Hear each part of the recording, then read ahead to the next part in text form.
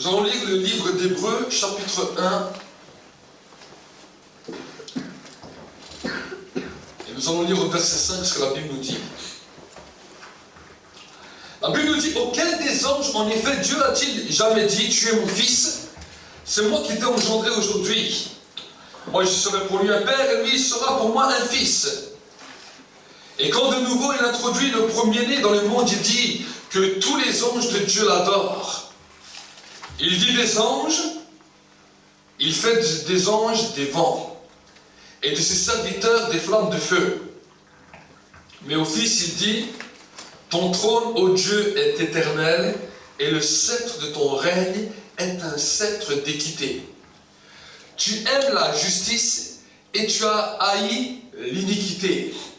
C'est pourquoi, ô Dieu, ton Dieu t'a oint avec une huile d'allégresse, de préférence à tes compagnons.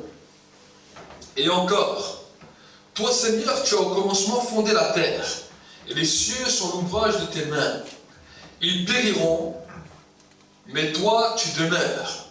Ils vieilliront tous comme un vêtement, tu les rouleras comme un manteau, et ils seront changés comme un vêtement. Mais toi tu restes le même, et tes années ne finiront pas. Et auquel des anges n'a-t-il jamais dit, assieds-toi à ma droite jusqu'à ce que j'efface de tes ennemis ton marchepied.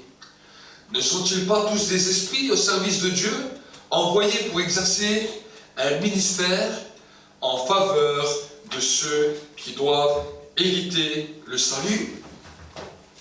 C'est pourquoi nous devons prêter une plus vive attention à ce que nous avons entendu, de peur d'aller à la dérive. Car si la parole prononcée par des anges a eu son effet, et si toute transgression et toute désobéissance ont reçu une juste rétribution, comment échapperons-nous si nous négligeons un si grand salut? Ce salut annoncé à l'origine par le Seigneur nous a été confirmé par ceux qui l'ont entendu. Dieu appuyant leur témoignage par des signes, par des prodiges, des miracles variés et par des communications du Saint-Esprit selon sa volonté.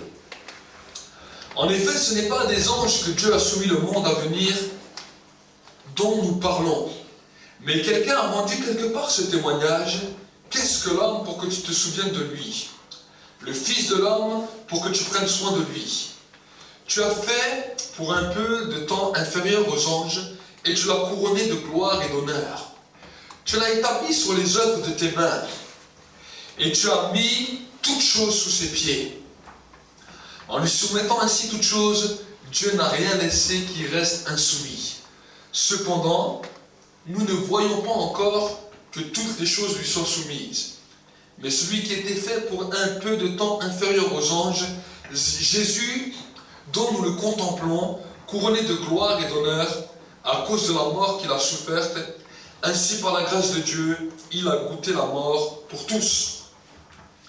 Il convenait en effet à celui par qui et pour qui toute chose existe et qui a conduit beaucoup de fils à la gloire, d'élever à la perfection par la souffrance l'auteur de leur salut, car celui qui sanctifie et ceux qui sont sanctifiés sont issus d'un seul. C'est la raison pour laquelle il n'a pas honte d'être appelé frère. Lorsqu'il a dit « J'annoncerai ton nom à mes frères, je te louerai au milieu de l'assemblée, et encore je placerai ma confiance en lui. Et encore, me voici, moi et les enfants que Dieu m'a donnés. » Ainsi donc, puisque les enfants participent au sang et à la chair, lui aussi, d'une manière semblable, y a participé, afin d'écraser par sa mort celui qui détenait le pouvoir de la mort, c'est-à-dire le diable, et de délivrer tous ceux qui, par crainte de la mort, étaient toute leur vie retenus dans l'esclavage. Amen. La Bible nous dit quelque chose de particulier dans ce verset. La Bible nous dit que beaucoup d'hommes, de femmes, que la plupart des hommes et de femmes sur la terre, dans lesquels nous faisions aussi partie, étaient retenus esclaves du diable à cause de la crainte de la mort. Est-ce que vous saisissez? C'est ça qu'il dit, regardez dans le dernier verset. Dans le verset 15, il nous dit « Et de délivrer tous ceux qui, par crainte de la mort, étaient toute leur vie retenus dans l'esclavage. La crainte de la mort, la peur de la mort nous amène à être retenus dans l'esclavage. Ce qui nous empêche bien souvent de lâcher le péché. Et cette crainte de la mort, et nous pouvons le voir aujourd'hui, actuellement, tout autour de nous, nous voyons des hommes et des femmes qui ont peur que la vie va trop vite et qui veulent profiter de la vie parce qu'ils sont esclaves, ils sont retenus esclaves par le diable parce qu'ils ont peur de la mort. La peur de la mort les amène à avoir peur de vieillir, à avoir peur du perte de temps, et à cause de cette peur, le péché est soumis à leur porte, et c'est à cause de cela que l'homme est en train de faire tout et n'importe quoi. Et la Bible nous dit que Dieu, dans sa grâce, a fait Jésus, pour un peu de temps, inférieur aux anges. Quand il dit inférieur aux anges, pourquoi il dit inférieur aux anges? Parce que les anges sont plus forts que nous. Ils ont plus de capacité d'effort que nous. Mais la Bible nous dit, Dieu a fait sa grâce de faire Jésus pour un peu de temps inférieur aux anges, semblable à nous, pour pouvoir détruire la puissance de la mort. Pour pouvoir détruire tout le règne de Satan et pour pouvoir établir la justice. La Bible nous dit que nous-mêmes nous avons été faits inférieurs aux anges, mais que Dieu n'a pas permis de donner son autorité aux anges, il l'a donné à nous qui sommes inférieurs aux anges. Et comme vous voyez dans le chapitre 1er, au verset 14, il nous dira, ne sont-ils pas tous des esprits au service de Dieu, envoyés pour exercer un ministère en faveur de ceux qui doivent éviter le salut? Nous l'avons vu ensemble, il y a quelques week-ends, j'avais prêché sur le ministère des anges. Et nous avions prêché comment leur ministère doit venir, peut être libéré en notre faveur ou peut être bloqué quand nous en avons besoin. Parce que Dieu a permis que les anges sont là pour exercer un ministère en faveur des saints. Et l'apôtre Paul nous le dira aussi dans le livre des Hébreux. Il nous dira, ne sont-ils pas tous des esprits qui sont au service de Dieu, envoyés pour exercer un ministère en faveur des saints? Amen. Voilà la mission des anges. Je vais vous dire que pour chaque être humain sur terre, pour chaque chose que Dieu a créée, Dieu a gardé un mystère caché. Et quand Dieu avait créé les anges, déjà dans le ciel, alors que l'homme n'était pas encore créé, Dieu avait créé tout le ministère des anges. Il avait créé les archanges, les séraphins, les chérubins, tout le cortège céleste. Mais il avait une pensée secrète qu'il a tenue, gardée en réserve, jusqu'à la création de l'homme sur terre. Et c'est à cause de ce mystère que Dieu gardait secret que Satan était en colère dans le ciel. Parce que Satan, la Bible nous dit, il s'appelait Lucifer. Lucifer qui veut dire porteur de lumière. C'était un des plus bels archanges au ciel. Il portait la lumière. Là où il allait, il amenait la lumière. Et la Bible nous dit qu'il dirigeait toute la chorale du ciel, mais qu'à un moment donné, cela commençait à bouillir à l'intérieur parce qu'il ne connaissait pas c'était quoi le secret de Dieu. Il ne savait pas quel était le mystère, pourquoi Dieu a créé les anges. Il voyait qu'ils adoraient Dieu, que la présence de Dieu était là, que c'était merveilleux. Et à cause de cela, la Bible nous dit, l'orgueil est monté dans son cœur, et il a voulu cette gloire pour lui-même. Il a voulu s'approprier cette gloire. Et il a commencé, la Bible nous dit, il a amené un tiers des anges à l'adorer. Amen. Le diable est un menteur dès le commencement. Il a toujours voulu percer les secrets de Dieu, et parce qu'il n'arrive pas à les percer, alors il vient par le mensonge. Amen. Il vient par le mensonge. Et la Bible nous dit qu'il a été éjecté du ciel. Il a été éjecté, lui et ses anges, et ils ont été des anges déchus. Et ils ont été éjectés où? Ils ont été éjectés sur la terre. Avant que la terre, Dieu puisse la former, la Bible nous dit, le diable et ses gens, ils ont été éjectés sur la terre. C'est ce qui est écrit dans le livre de la Genèse 1er. Au commencement, Dieu créa le ciel et la terre. Dieu avait créé le ciel et la terre. mais la terre n'avait pas de forme. La terre était informe et vide. Et la Bible nous dit, et l'Esprit de Dieu se mouvait au-dessus des eaux. Et les ténèbres couvraient toute l'abîme. Pourquoi on dit les ténèbres? Parce que le diable, quand il a été éjecté du ciel, lui qui était porteur de lumière, il est devenu porteur des ténèbres. Amen. Avant, il portait la lumière. Mais parce qu'il a désobéi à Dieu, il est devenu plus un porteur de lumière, mais un porteur de ténèbres. Un porteur de désastre. Un porteur de troubles. Un porteur de mort. Et la Bible nous dit qu'il a été éjecté sur la terre. Et quand Dieu a vu que la terre qui n'avait pas de forme, les ténèbres remplissaient la terre, il a commencé à avoir une pensée secrète dans laquelle il libère sa pensée pour que la création de la terre puisse se produire. Et Dieu a commencé à créer le ciel, la terre, les astres et toutes les belles choses. Mais jusqu'à là, la pensée secrète de Dieu pour le ministère des anges était encore arrêtée. Dieu, la Bible nous dit que Dieu a créé l'homme à son image et à sa ressemblance. Et en créant l'homme à son image et à sa ressemblance, il a donné à l'homme la supériorité sur tout ce qu'il y avait sur la terre, dans lequel l'homme devait tout dominer et tout assujettir. C'était la mission de l'homme. Et nous voyons que jusqu'à là encore, le diable a commencé à être en colère. Parce que c'est comme si dans le ciel, il y a eu un mystère qui a été percé dans lequel les anges de Dieu ont compris c'était quoi, pourquoi Dieu les avait créés. Pourquoi Dieu les avait créés? Dieu les avait créés pour qu'ils puissent nous servir. C'est pour cela, si tu vas regarder le livre, déjà dans l'Ancien Testament, tous les livres des prophètes, tous les livres même de l'Église primitive, chaque fois le ministère des anges intervenait avec les personnes que Dieu avait choisies pour les servir et pour être en leur faveur. Le ministère des anges était toujours là. Et la Bible nous montre que c'est à cause de cela que le diable était en colère. Parce qu'il s'est dit comment une personne que Dieu a formée avec l'argile, avec la terre, sont les anges, nous qui sommes faits de pierre, nous qui sommes faits de feu, qui devons servir ces créatures que Dieu a fait. Nous sommes plus supérieurs en force qu'eux, nous sommes plus nombreux qu'eux, et pourtant Dieu nous a créés pour servir l'homme. Amen.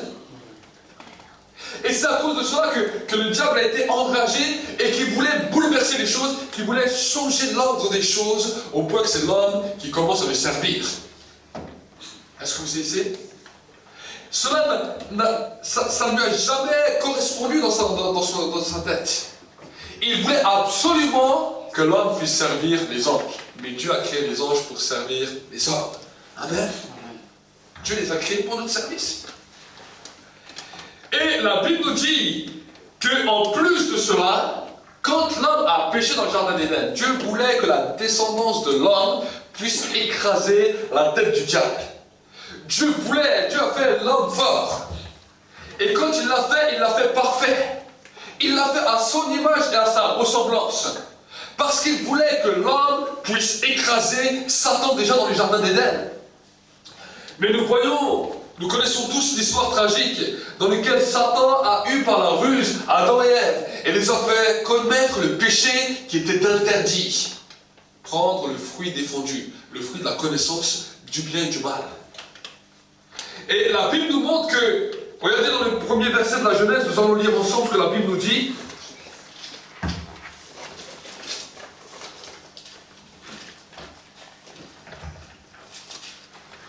Dans Genèse 3, verset 11, la Bible nous dit « L'Éternel Dieu dit, qui t'a appris que tu étais nu? Est-ce que tu as mangé de l'arbre dont je t'avais défendu de manger ?»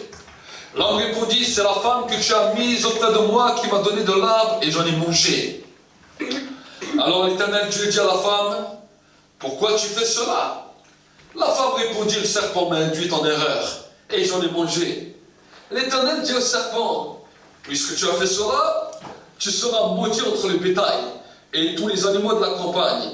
Tu marcheras sur ton ventre et tu mangeras de la poussière. Tous les jours de ta vie, je mettrai inimitié entre toi et la femme, entre ta descendance et sa descendance. Celle-ci t'écrasera la tête et tu lui écraseras le talon. Amen. Amen. Dieu, à cause de la désobéissance de l'homme, il a dû changer le plan. Amen. Dieu avait prévu que la descendance de l'homme allait détruire le pouvoir de Satan. Mais parce que l'homme a désobéi, et que la femme, dans l'histoire, a été la victime. Pourquoi? Parce qu'à un moment donné, l'homme a tout remis sur la femme. Il a dit, c'est pas moi, c'est la femme que tu m'as donnée, qui m'a induit en erreur. Mais Dieu avait donné une supériorité sur l'homme, une autorité sur l'homme, dans laquelle l'homme pouvait dire non. Mais la Bible nous montre que l'homme a mangé avec la femme. Donc Dieu disait, parce que voilà, dans le concept de Dieu, c'était l'homme qui était l'autorité, censé être l'autorité, parce que lui-même a aussi désobéi. Alors il a dit, je vais humilier un petit peu l'homme. Sa descendance ne pourra pas écraser la tête de Satan. Mais il a parlé à la femme. Il lui dit, ta descendance écrasera la tête du serpent. La Bible nous parle de la descendance de la femme. Amen. C'est la descendance de la femme. Pourquoi? Parce que la descendance de l'homme est né le premier meurtrier. De la descendance de l'homme est né le père des meurtriers, celui qu'on appelle Caïn. C'était la descendance de l'homme.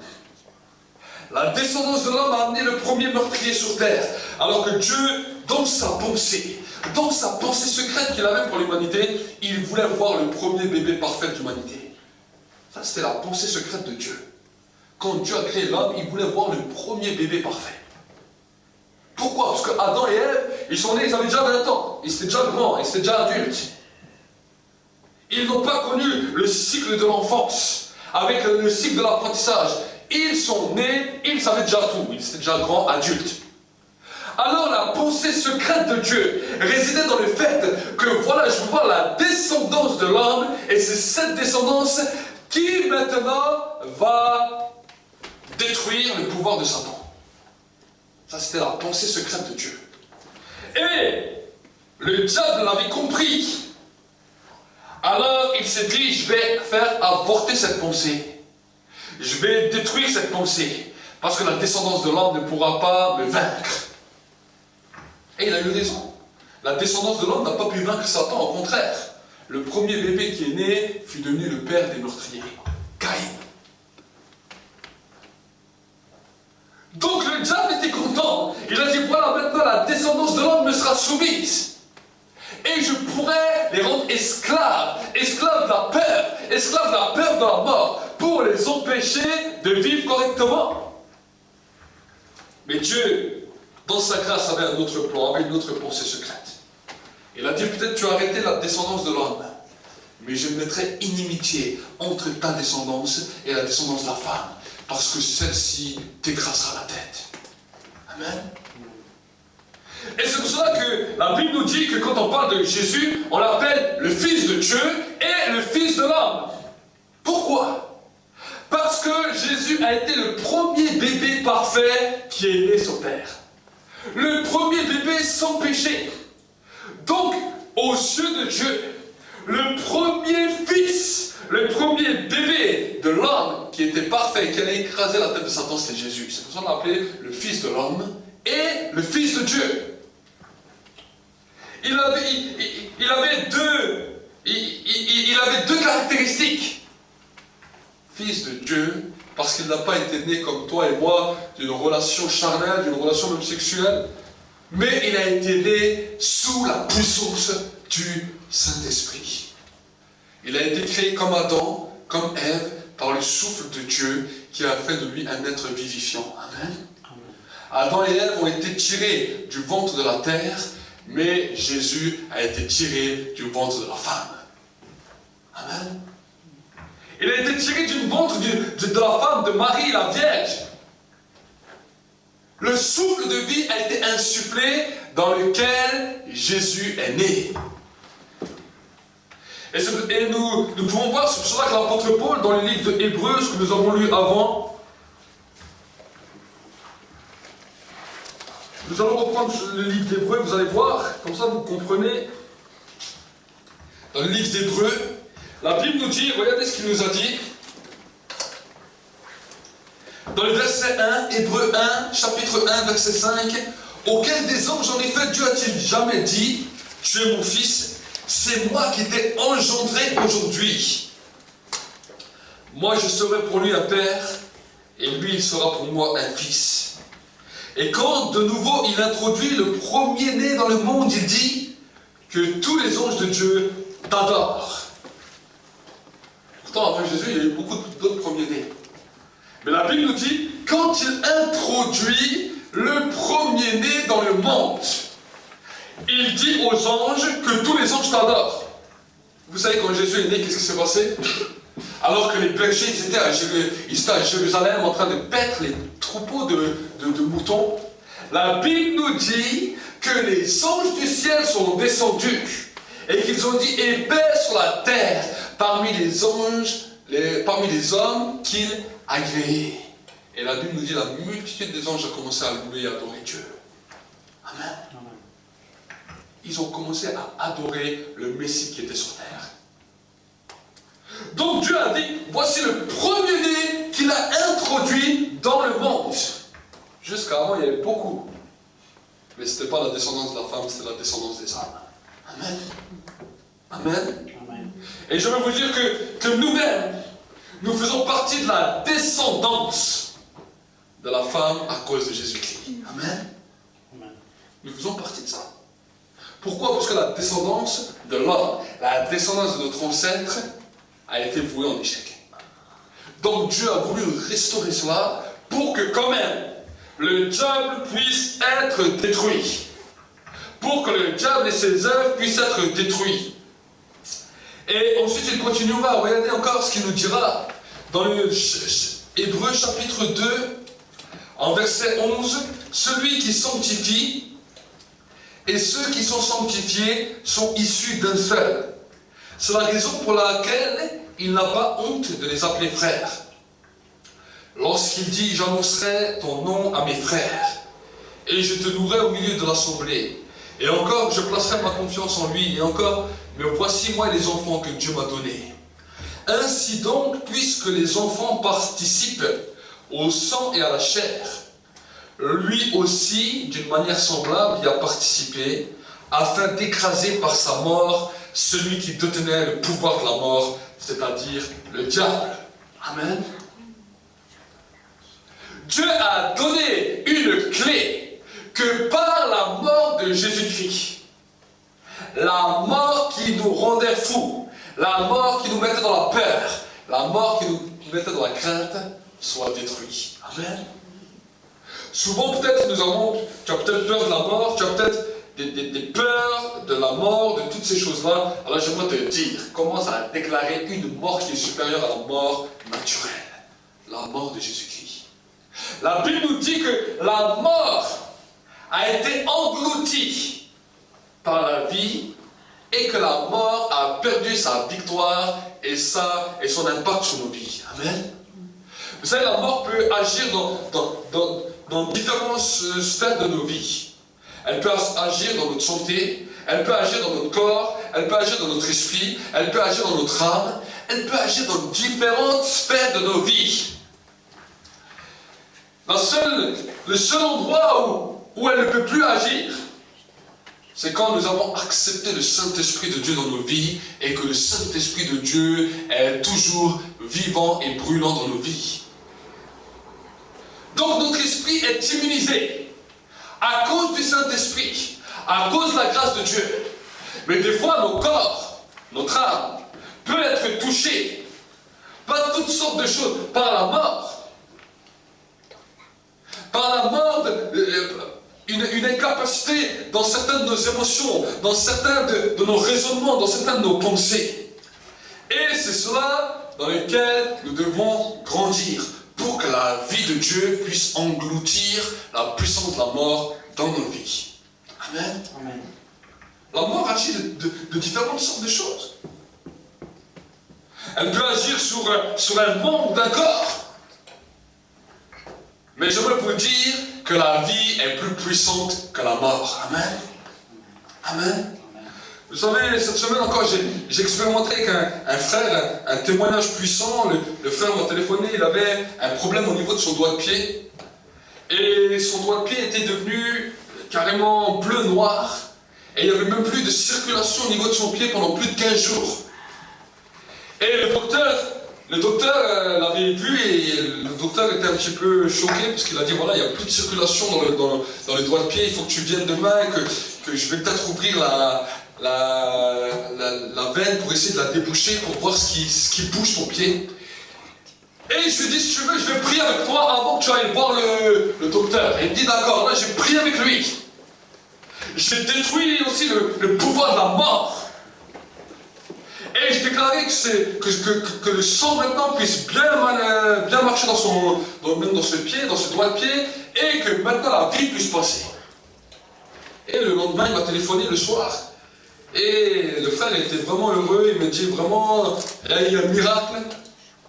Et il me dit quand je suis allé chez le docteur, mon doigt de pied était presque plus bleu, et le docteur était étonné, toute la circulation du sang repassait normalement, et il n'avait pas besoin d'opération. Amen. J'aimerais vous dire que le diable peut bloquer des fois des membres, il peut bloquer certaines choses même sur notre propre corps. Pas la mort, il peut essayer de détruire. La mort peut essayer de détruire par toutes sortes de choses. Mais c'est à nous maintenant de commencer à déclarer la vie. De commencer à déclarer la vie dans notre âme, dans nos corps, dans notre esprit. Et si peut-être, vous savez, le diable, comment il peut essayer de détruire votre esprit? En essayant d'attrister le Saint-Esprit, et que vous-même, vous commencez à mépriser les prophéties, les paroles que Dieu donne. À ce moment-là, on commence à éteindre le Saint-Esprit, et à ce moment-là, le feu qu'on ressentait, l'amour même qu'on avait pour Dieu, l'amour qu'on avait pour Jésus, commence à disparaître. Amen.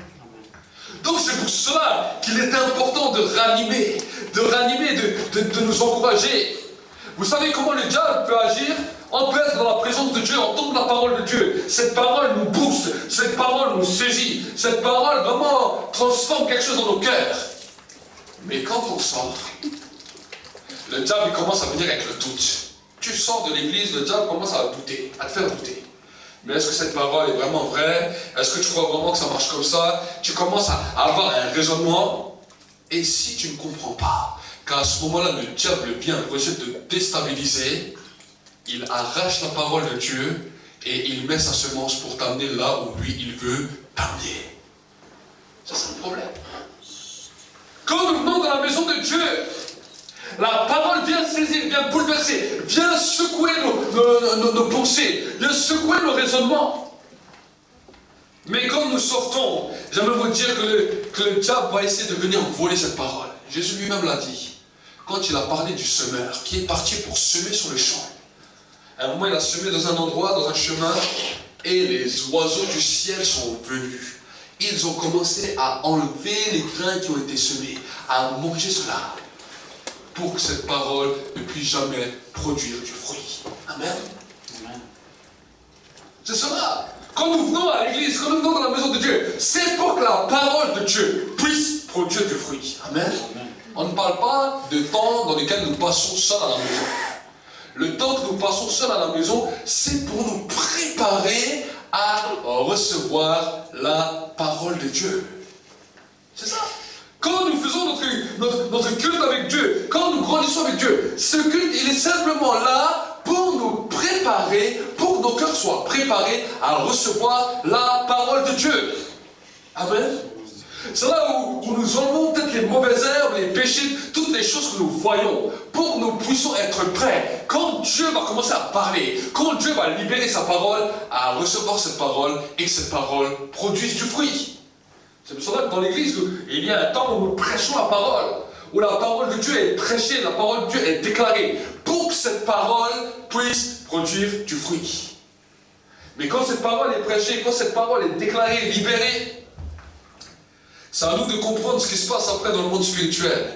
Et savoir que le diable va essayer d'enlever cette parole. Le diable va essayer de l'arracher. Comment il va essayer? En essayant de prêcher le contraire. De prêcher par le doute. De prêcher par l'incrédulité. De prêcher par toutes sortes de choses à ton esprit. S'il voit que tu acceptes, il a gagné. Et c'est lui après qui te conduit. Est-ce que vous suivez? Par contre, si nous lui résistons, la Bible nous dit, résistez au diable et il fuira loin de vous. C'est là qu'on doit résister. C'est pas quand le péché vient. C'est quand la parole de Dieu est donnée. Quand la parole de Dieu a saisi notre esprit, et le diable va venir à ce moment-là, essayer de nous déstabiliser.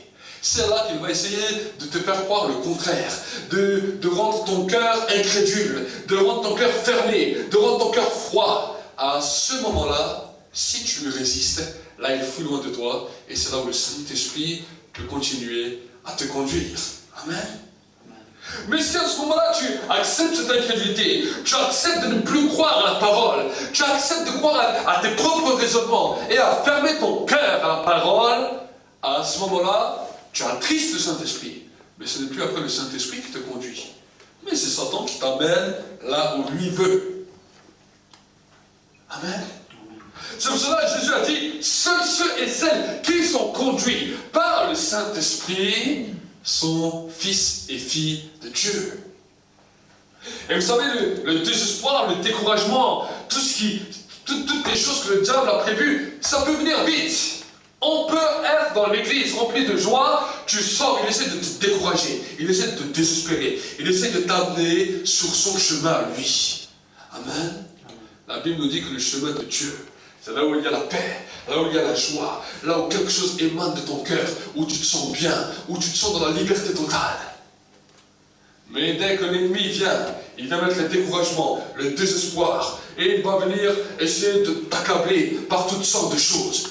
Pourquoi? Parce que d'abord il s'est attaqué à la parole de Dieu qui avait été déclarée. Amen. Mais souvent nous ne comprenons pas comment Dieu fait les choses. Et à cause de notre manque de connaissance, à cause de notre manque de perception, nous oublions les règles spirituelles et nous allons à tout vent. Amen.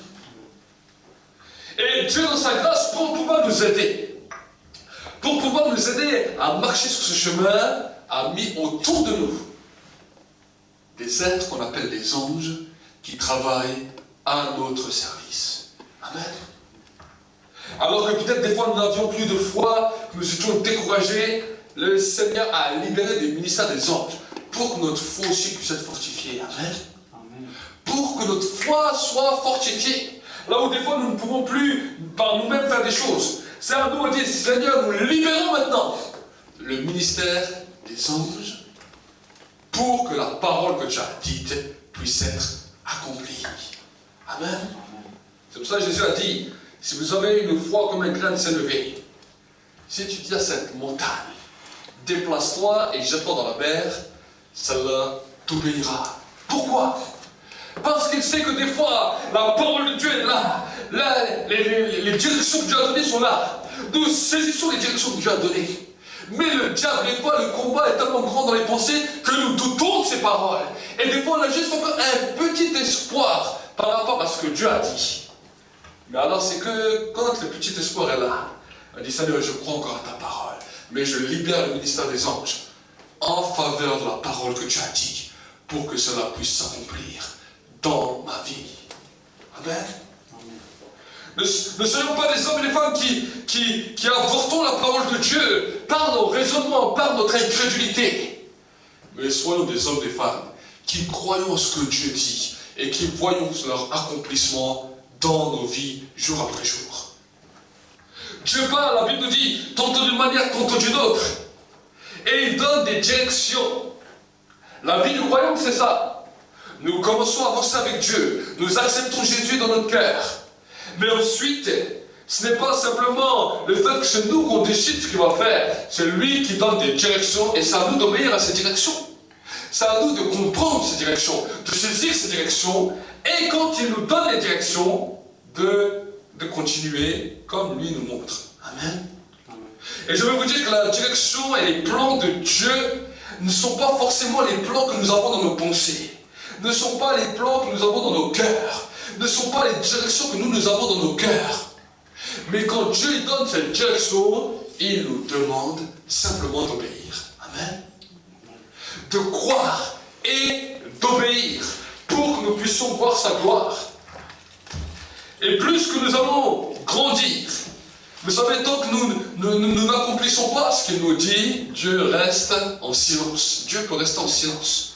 Nous pouvons voir que le peuple d'Israël, souvent Dieu est resté en silence parce que Dieu avait donné une parole par un prophète. Après, ce prophète peut-être est mort ou est parti, le peuple était toujours là et ils attendaient toujours une direction jusqu'à ce qu'ils demandaient une direction et qu'ils accomplissaient ce qui avait été annoncé avant. Amen. Avec Dieu, on ne peut pas brûler d'étapes.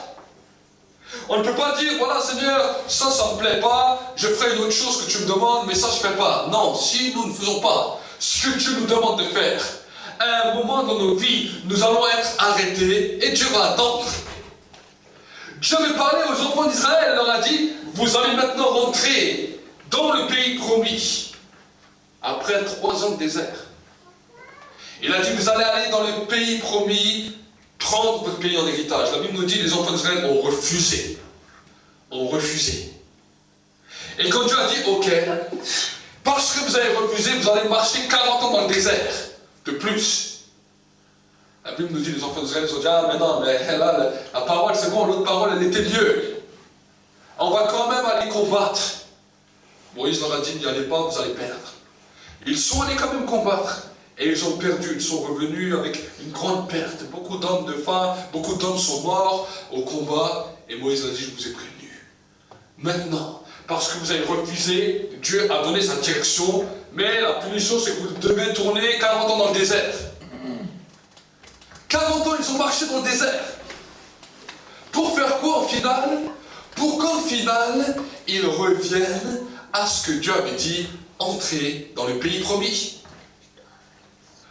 Ils sont rentrés dans le pays promis, bien sûr 40 ans plus tard. Mais ils y sont rentrés.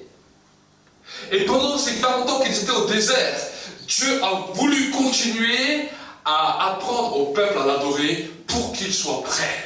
Amen. Pour qu'il soit prêt. Et c'est le même symbole dans nos vies. Quand nous passons du temps avec Dieu dans nos maisons, que ce soit le matin ou le soir ou la journée, ce temps-là est simplement là pour que tu puisses t'approcher de Dieu, mais pour que ton cœur soit prêt à entendre la parole de Dieu. Et bien souvent, malheureusement, nous croyons que c'est à cause de simplement ces temps que nous passons avec Dieu, que voilà, nous connaissons tout. Mais je vais vous dire, ces temps, c'est des temps où Dieu travaille ton cœur, pour que tu sois prêt à recevoir la direction de Dieu. Amen. Si tu commences à saisir cela, alors tu vas voir que le temps avec Dieu va être différent.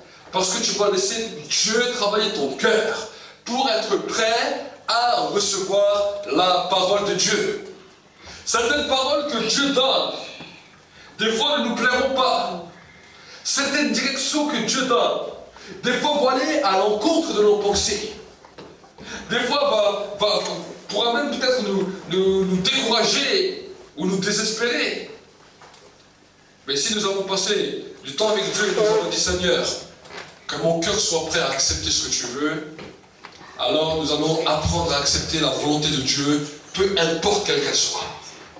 C'est ça que Dieu veut. Il veut voir des hommes qui sont prêts à accepter sa volonté, quelle que soit sa décision. Amen. Quelle que soit sa décision. Nous ne regardons pas simplement au résultat. Vous savez, les gens regardent souvent au résultat. Et disent, moi j'écoute la parole de Dieu seulement s'il y a du résultat. Je regarde seulement à ce que Dieu dit, seulement s'il y a des résultats, si c'est concret. Des fois Dieu va nous dire des choses qui à vue d'homme n'auront aucun résultat. N'auront aucun résultat. Mais Dieu ne nous demandera pas ça à cause du résultat, Dieu nous demandera ça à cause de l'obéissance. Amen. D'autres choses que peut-être nous voulons faire par nous-mêmes et que nous avons fait sans l'accord de Dieu peut avoir eu un résultat. Peut avoir eu un résultat humain. Mais peut-être que le fruit qui est derrière n'est pas un fruit d'obéissance. Donc c'est pour cela que nous avons besoin, dans nos décisions, dans toutes les choses que Dieu veut faire dans nos vies, de connaître la volonté parfaite de Dieu. Amen. Amen. Pas de connaître la volonté permissible, mais connaître la volonté parfaite. Le pasteur, la semaine dernière, nous a parlé aussi de la volonté permissible. des choses que Dieu des fois permet, parce que nous sommes tellement durs, il permet que tu fais ça, même si lui il ne veut pas, il permet. Mais il a dit, en le permettant, il a dit des fois, les hommes voient après leur propre misère qui était due à leur propre choix. Il nous l'a expliqué. Mais nous ne voulons pas la volonté permissive de Dieu, mais nous voulons connaître la volonté parfaite de Dieu. Amen. Des fois, il y a des choses que nous-mêmes, nous voulons tellement, et nous écoutons même plus la volonté de Dieu, nous voulons absolument que c'est comme ça, alors c'est comme ça. Et nous passons à côté de la volonté de Dieu, et au bout d'un moment, des fois même c'était fermé, et Dieu te disait non, non, non, non, et tout d'un coup, ça s'ouvre quand même, mais Dieu, ça c'est la volonté permissible, c'est pas la volonté parfaite de Dieu. Ça veut dire que tu as tellement insisté, Dieu te dit, ok, bah vas-y, essaie, fais ce que tu veux faire. Fais ce que tu veux faire. Ça s'appelle la volonté permissible de Dieu. Mais cette volonté permissible, des fois Dieu le permet, mais après ce qu'il y a derrière, Dieu dit, j'en suis pas j'en suis pas l'auteur. C'est parce que tu voulais absolument, alors je te laisse faire. Amen. C'est là qu'on appelle la liberté. Parce que souvent dans les milieux chrétiens, on nous parle de liberté, liberté, liberté. Alors la liberté, on est libéré de la loi, on n'a plus rien le droit de faire.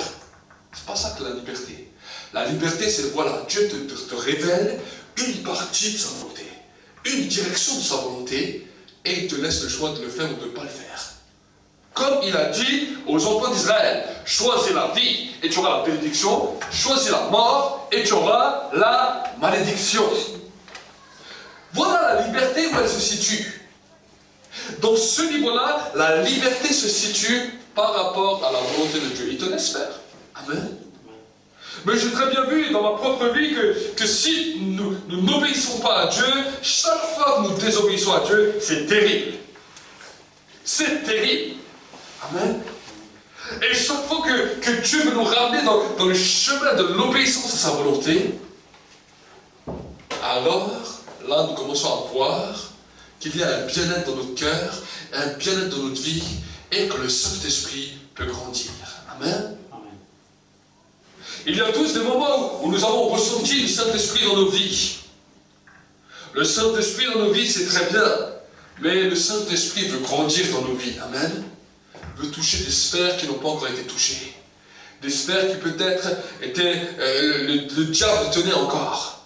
Des pensées que le diable tenait encore. Des raisonnements que le diable tenait encore. Et ça, peut-être, le diable les tient, peut-être même déjà avant même ta conversion. Il tient ça, mais en suspens.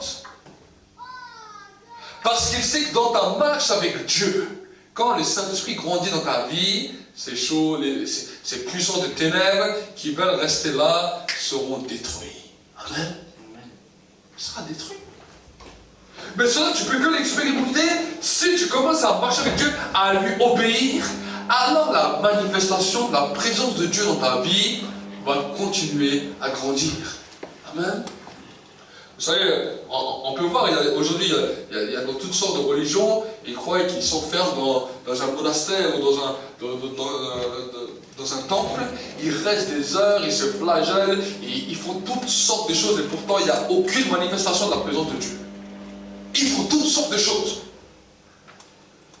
Ils font plein de choses pour plaire à Dieu, pour dire je vais plaire à Dieu, mais il n'y a aucune manifestation de la présence de Dieu. Pourquoi? Parce que dans leur recherche de Dieu, il n'y a aucune connaissance de la volonté de Dieu. Amen. Et c'est pour cela que nous, on doit comprendre cela, saisir cela. Et dire, Seigneur, nous voulons agir, non pas pour plaire aux hommes ou pour impressionner les hommes, ça ne nous intéresse pas. Mais si on veut agir, c'est pour obéir à la volonté parfaite de Dieu. Amen. C'est la volonté parfaite de Dieu. Va des fois nous emmener dans des chemins que nous-mêmes, on se dit, mais purée, dans quel drôle de chemin je me trouve? Mais peu importe ce que la vue humaine peut nous dire, si la paix de Dieu est dans nos vies, parce qu'on sait qu'on est dans sa volonté, rien ne pourra nous nuire. Amen. Rien ne pourra nous nuire. Mais par contre, on peut être dans un climat où tout réussit, tout prospère comme on le veut. mais qu'on est à des milliers de kilomètres de la volonté de Dieu. Où tout le monde dit, mais il y a vraiment une réussite, ça prospère, c'est merveilleux. Mais à l'intérieur, il n'y a aucune paix, il n'y a aucune assurance. Et la présence de Dieu a même déjà disparu.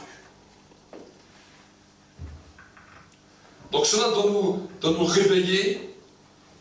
Et j'aimerais vraiment vous encourager, quand vous marchez avec Dieu, vous préparez, dimanche après dimanche, mardi après mardi, pour dire quand je viens à la maison de Dieu, Dieu aura une direction pour moi. Amen. Dieu aura une direction pour moi. Et souvent, moi-même, c'est comme cela que j'expérimente. Alors c'est vrai que des fois, on prêche beaucoup, mais quand je vais dans un endroit, je dis Seigneur, maintenant c'est un temps aussi, où toi-même tu vas aussi donner une direction. Amen. Amen. Et souvent j'ai vu, je dis souvent à mon époux, je dis maintenant Dieu nous a dit ça, maintenant on a accompli ça. Maintenant il y a une nouvelle direction, donc maintenant il faut préparer notre cœur pour qu'on est prêt à accepter et recevoir la direction que Dieu veut nous donner. Amen. Et je veux vous dire que Dieu ne faillit point. Je vous dis, en 11 ans que je marche avec Dieu, j'ai toujours vu que le plan de Dieu se dessinait petit à petit, mais que chaque niveau, Dieu nous demandait des choses. Amen. Je m'en souviens, à un moment, j'ai attendu en 2013, j'ai attendu une direction du mois de septembre jusqu'au mois de février. Jusqu'au mois de février 2014, j'ai attendu une seule direction. Et je me suis préparé à cette direction. J'avais jeûné, j'avais prié, j'avais tout. Et pendant tout ça, Dieu ne m'avait rien dit. Je pouvais recevoir des directions pour les autres, mais j'entendais toujours la direction. Et à un moment donné, alors que Dieu avait travaillé mon cœur, j'étais arrivé à une telle dimension et j'ai dit à Dieu, écoute Seigneur, j'ai dit maintenant, tu me parles pas, tu me donnes la direction ou pas. J'ai dit, j'attendrai, je ne sais pas quand tu vas me parler, mais j'attendrai. J'ai dit, maintenant je suis prêt, je dis, je ne sais pas ce que tu veux me dire. Je dis, mais j'attends. Et quand j'ai dit cette parole, le jour même, Dieu m'a donné une direction par un autre serviteur de Dieu, et j'ai commencé à comprendre, à saisir. Je dis maintenant il faut chaque fois se préparer. Quand une direction est atteinte, alors je rentre dans une autre direction, dans une autre dimension. Mais tant qu'elle n'est pas atteinte, des fois Dieu peut parler et la direction peut durer 1, 2, 3, 4, 5 ans. Dieu ne te parlera pas d'une autre direction. Parce qu'il dit, je t'ai dit de faire ça, maintenant tu continues jusqu'à l'accomplissement de ce que je t'ai dit. Amen. C'est ça la marche chrétienne. Et pendant que nous avons reçu la direction pour marcher dans les directions que Dieu dit, alors à ce moment-là, on continue, bien sûr, on continue à prier, à adorer Dieu pour que, bien sûr, son plan parfait puisse s'accomplir. Amen. Nous savons que nous sommes dans sa volonté, mais maintenant il faut que son plan parfait s'accomplisse. C'est ça. Ça, c'est les règles spirituelles, c'est la pensée secrète que Dieu a tenue en réserve pour l'être humain. Amen. Amen. Dieu a mis une pensée secrète. Mais si nous ne comprenons pas la pensée secrète, nous allons être des croyants peut-être du dimanche, des croyants de ta maison, de ton culte personnel, mais après tu ne pourras jamais savoir comment grandir avec Dieu, comment que la présence de Dieu peut grandir dans ta vie. Amen. Il y a un moment où la présence de Dieu peut tout te toucher. Pas seulement ton esprit, il peut toucher tes pensées, il peut toucher ton être intérieur. Tout, il peut commencer à toucher. Amen. Mais c'est à toi maintenant d'être prêt d'abord à accepter et recevoir la parole de Dieu et à continuer à grandir dans cette direction. Amen. Vous savez, l'ange, il vient toujours mesurer. Il vient toujours mesurer. Vous savez, on veut tous arriver tout de suite à des dimensions comme l'apôtre Paul, où il est là, il visite le ciel, il revient. On veut tous arriver à cette dimension. Mais pourtant, on peut voir que comme l'apôtre Paul, il n'y en a pas beaucoup qui sont arrivés à cette dimension. Pourquoi? Parce que l'apôtre Paul savait, quand Dieu lui donnait une direction, il marchait dans cette direction. Il faisait ce que Dieu lui demandait. Amen.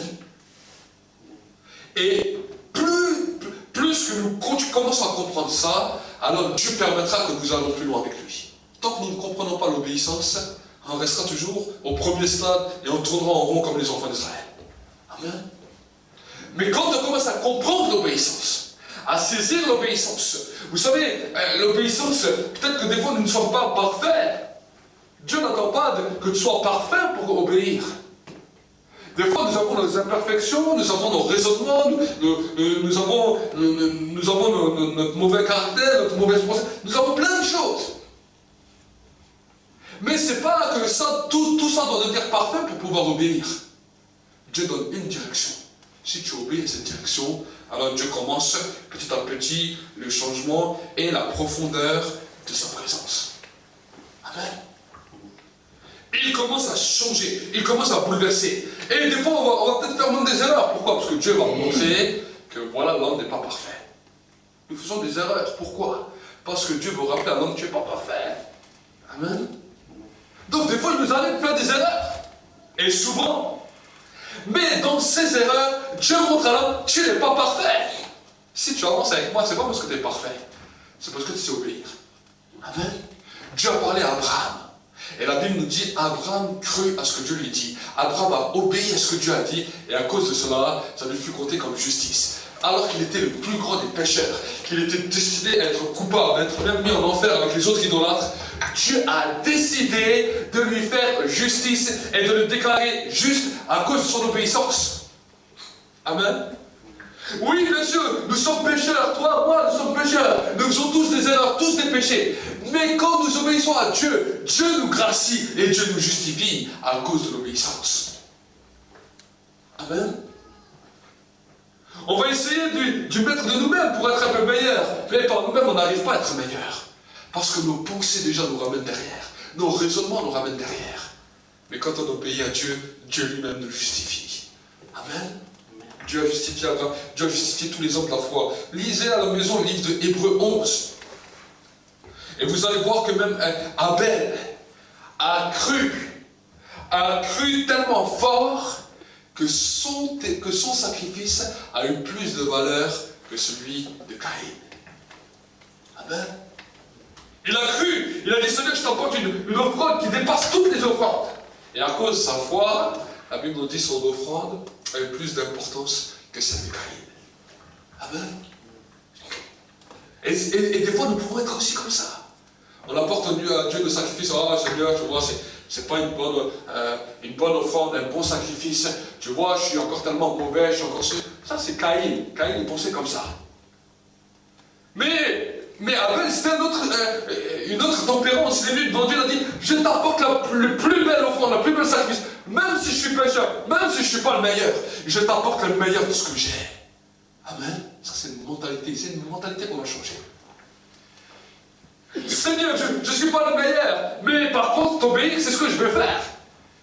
Il y a Jésus, des fois, il regardait les foules, il disait une parole. Et il suffit qu'une personne obéissait à la parole qu'il disait.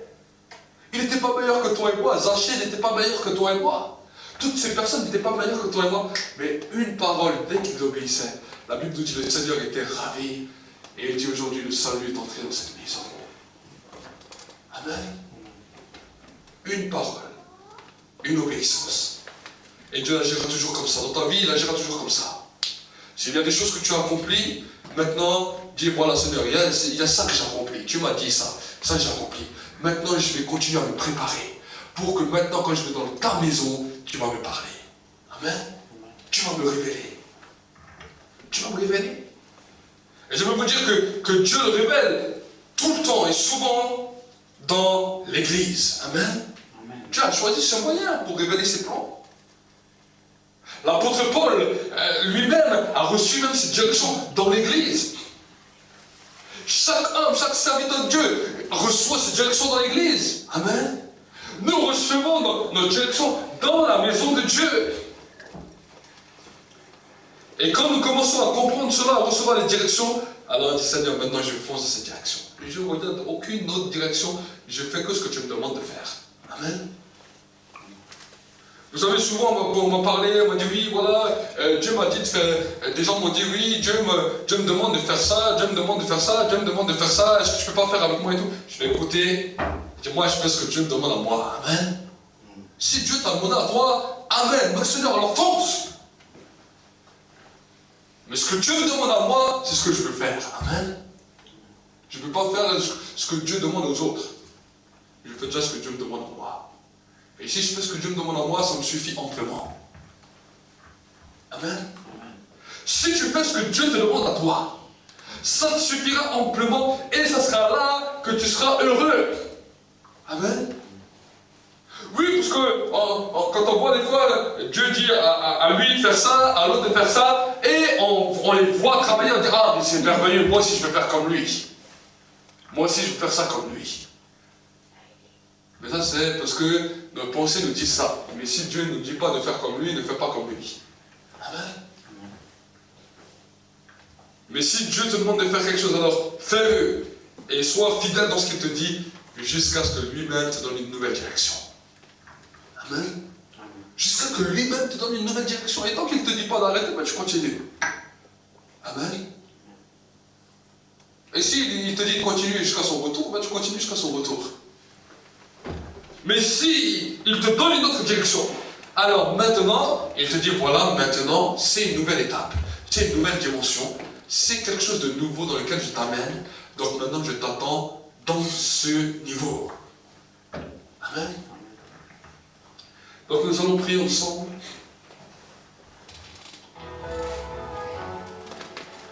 Nous allons prier pendant un temps ensemble. Et j'aimerais vraiment vous encourager dans votre marche chrétienne. Vous savez, la marche chrétienne, c'est un chemin. La Bible nous dit c'est un chemin. Jusqu'à aujourd'hui, si tu veux aller dans une destination avec ta voiture, tu as besoin de direction. Tu ne peux pas prendre tous les chemins. Pour venir à l'église ce matin, tu n'as pas pu prendre tous les chemins. Tu as été obligé de suivre une route qui t'amène à destination. Ben, la Bible nous dit que pour aller au ciel, c'est pareil. Il y a un seul chemin. Ce chemin, c'est Jésus. Et quand on parle du Christ, on parle de la parole de Dieu faite chair. Donc quand on parle de parole, on parle de direction. Et la Bible nous dit qu'il y a le chemin qui mène à la vie. Alors tu as besoin de direction, tu as besoin de cette parole de direction pour ta vie. Tu as besoin d'être préparé à recevoir cette parole de direction. Et tu as besoin de la force et de la capacité pour obéir à la direction que Dieu t'a donnée. La Bible nous dit que celui qui veut être mon disciple, qu'il apprenne à renoncer à lui-même, à se charger de sa croix et me suivre. Cette croix en question, c'est la direction que Dieu donne. C'est un chemin que Dieu donne. Et dans ce chemin, dans cette direction, il y aura un renoncement. Un renoncement à ta pensée. Un renoncement à tout ce que tu pensais peut-être même de la vie. Un renoncement peut-être à ta propre personne. Un renoncement peut-être à ce que tu croyais être bon dans la vie. Alors pendant un instant, j'aimerais vraiment vous encourager à vous mettre devant Dieu. À vous placer devant Dieu. Peut-être que Dieu a parlé et peut-être que tu ne l'avais pas compris. Peut-être que Dieu a donné une direction et que peut-être tu n'as pas voulu suivre parce que tu ne voulais pas ou tu ne pensais pas. Alors maintenant c'est un temps où on peut demander pardon à Dieu et on dit Seigneur, maintenant nous voulons nous préparer. Nous préparer à être des hommes, des femmes qui sachent obéir. Des hommes, des femmes qui voulons aller où toi tu veux qu'on aille.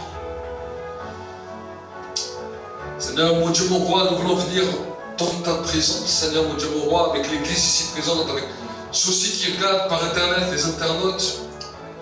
Et nous te demandons, Seigneur, mon Dieu, mon roi, ta grâce, ta faveur. Tu avais caché une pensée secrète pour l'humanité. Tu avais caché une pensée secrète pour la vie de l'homme sur terre. Et la pensée secrète que tu avais pour la vie de l'homme est celle de suivre ta volonté. Est celle de te suivre sur le chemin. Est celle de marcher dans tes voies. Tu savais très bien que l'homme ne serait pas parfait. Tu savais très bien que l'homme ne serait pas le plus juste. Que par toute son action, il ne pourrait pas se rendre blanc lui-même.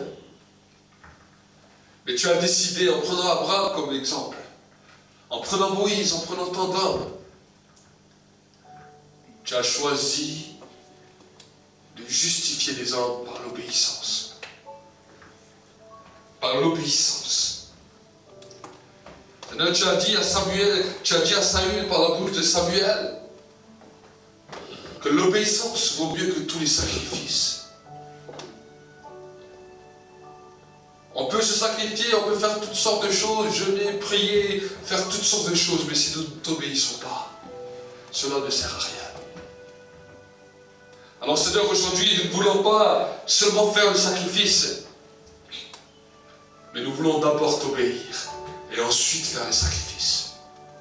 D'abord t'obéir et ensuite accomplir nos devoirs. D'abord t'obéir et ensuite marcher dans tes voies. Tu nous as appelés, Seigneur, mon Dieu, mon roi. Et la première désobéissance, c'était d'accepter que Jésus-Christ a donné sa vie pour nous.